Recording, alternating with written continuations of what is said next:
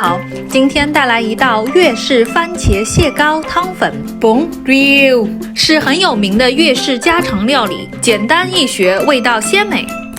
所需材料已打在屏幕上方，将番茄切块，洋葱切丝，红葱头切丝，大蒜3瓣切粒。再来准备汤底调料。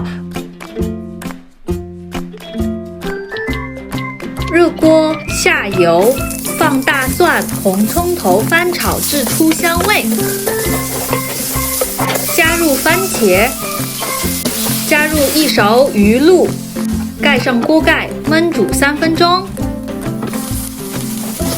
再放入洋葱丝和1.5升的水，加入1/4小勺白胡椒粉、1.5大勺糖、1大勺罗望子酱、1大勺虾酱和1/4小勺的盐。接下来我们来制作蟹肉丸。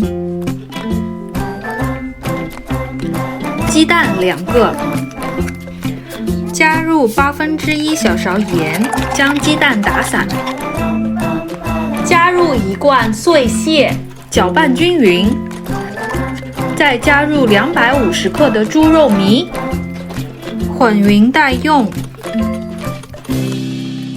然后往汤里加蟹肉丸，焖煮，煮熟后丸子会浮起来，就可以关火了。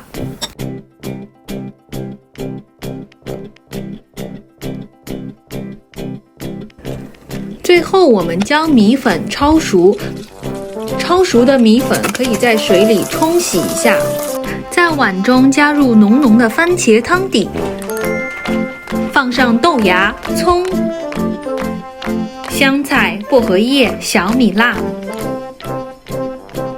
最后再挤上几滴青柠汁，1碗鲜美的番茄蟹膏汤粉就做好了。蟹肉丸吸收浓汤，夹杂着蟹酱的香味，软软绵绵，入口即化，操作也十分简单。喜欢的朋友可以试一下哦。我们下期再见，拜拜。